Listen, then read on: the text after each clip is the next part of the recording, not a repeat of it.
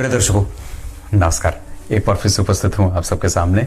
ज्योतिष के कुछ सिद्धांत ऐसे होते हैं जो सभी कुंडलियों पे लागू हो जाते हैं, और जो सभी कुंडलियों पे लागू हो ही नहीं जाते, होते भी हैं। जय श्री कृष्ण लिखने के साथ शुरू करते हैं आज का कार्यक्रम।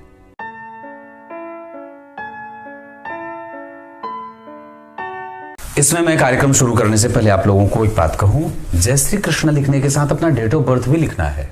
डेट ऑफ बर्थ, टाइम और प्लेस, और रविवार का कार्यक्रम बिल्कुल ही देख लेना है।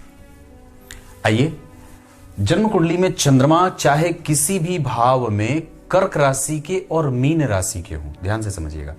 चंद्रमा चाहे किसी भी राशि में न बैठ करके कर्क राशि में और मीन राशि के हों, या फिर शुक्रदेव कर्क राशि के और मीन राशि के हों, और जन्म कुंडली के तीसरे, छठवें और एकादशवें भाव में पापक ग्रह हों, तो व्यक्ति धनवान, सुखी, मतिमान, दयालु और प्रबुद्ध होता है। इतना ही नहीं, उसके पास धन की चिंता कभी भी उसे नहीं सताती है। वो कभी भी इस बात को लेकर के चिंतित नहीं होता। जैसे मैंने क्या बात कही कि अगर शुक्रदेव और चंद्रदेव या तो कर्क में या तो मीन के हो, और जन्म कुंडली में तीसरे, छठवें और एकादशवें भाव में पापक ग्रह हो, तो ऐसा व्यक्ति जिसकी कुंडली में ये जो स्थिति बनती है, वो चाहे कैसी भी स्थिति रहे, सुखी होता है, धनवान होता है, गुणी होता है, प्रबुद्ध होता है और मतिमान भी होता है। ये पहला सिद्धांत है।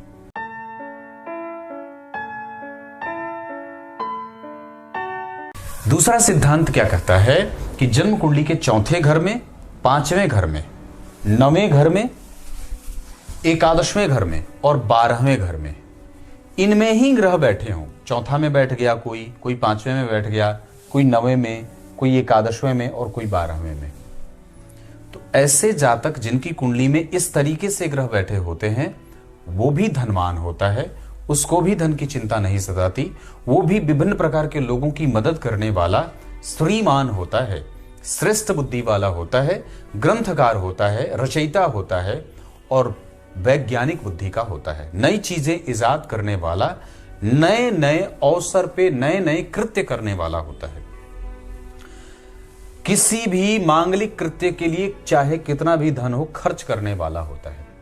ऐसे लोग जिनकी कुंडली में ये ग्रह उपस्थित होते हैं, ऐसे उनकी कुंडली ऐसी बनती है और उनके जीवन का फल ऐसा मिलता है। आइए तीसरे सिद्धांत से आपका परिचय कराता हूं।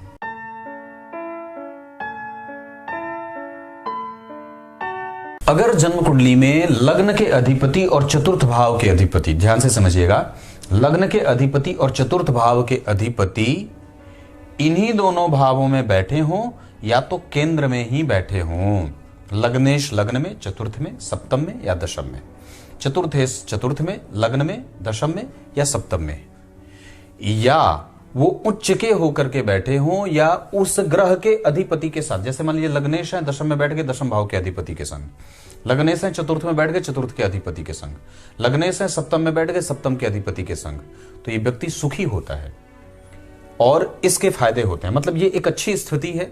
इसमें जन्मा जातक या ये योग जिनकी कुंडली में बनता है, वो बहुत ही बेहतर जीवन में करते हैं और उनके पास भी किसी भी प्रकार की धन संपत्ति, चल अचल संपत्ति, पारिवारिक संपत्ति, परिवार का सुख, ये सब मिलता रहता है। ये मैंने तीसरा सिद्धांत बताया है। इसमें से कोई भी सूत्र आपकी कुंडली पे अगर लागू हो रहा है, जितना बता रहा हूं, तो यकीन मानिए ये ग्रह आपको देना चाह रहे हैं, और ये ग्रह ऐसे बैठे हैं क्योंकि आपने पूर्व जन्म में ऐसे ही शुभ कार्य किए थे, अच्छे कर्म किए थे, जिसके कारण ग्रह आपकी कुंडली में मजबूती से बैठा है।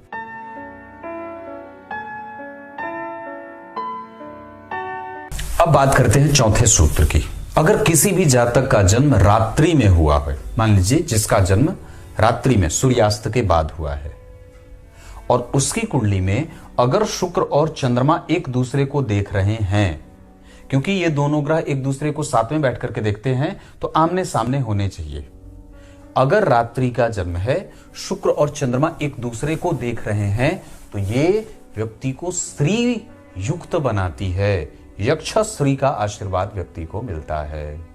दूसरा, अगर आपकी कुंडली में किसी भी अवस्था में शुक्र और चंद्रमा एक दूसरे के साथ बैठे हों तो इसका अतिरिक्त सुख दांपत्य में आने के बाद मिलता है।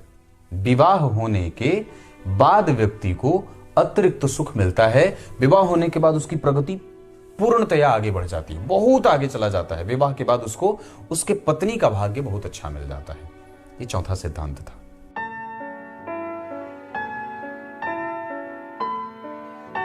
पांचवा सिद्धांत कहता है, अगर आपकी कुंडली में चंद्रमा से 5वें घर में कन्या राशि बनी हो या चंद्रमा से 5वें घर में मिथुन राशि बनी हो, ध्यान से समझिएगा, आपकी चंद्रमा जहां बैठे हैं वहां से 5वें घर में या तो मिथुन राशि या तो कन्या राशि बनी हो, या तो धनु राशि या मीन राशि बनी हो।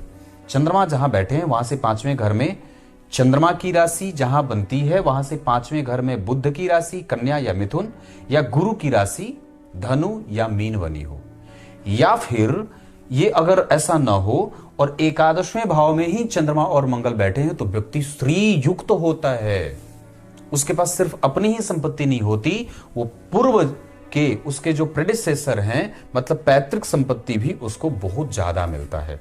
ऐसे लोग धनी, सुखी और गुणवान भी होते हैं और सबका आकर्षण खींचने वाला होता है। ऐसा जातक क्रिएटिव मानसिकता का होता है और बहुत ही सुचारू रूप से अपने रूटीन को फॉलो करने वाला, कई जगह से धन कमाने वाला और धन को सही जगह पे खर्च करने वाला भी होता है। मतलब ये एक सुदृढ़ स्थिति होती है कुंडली की।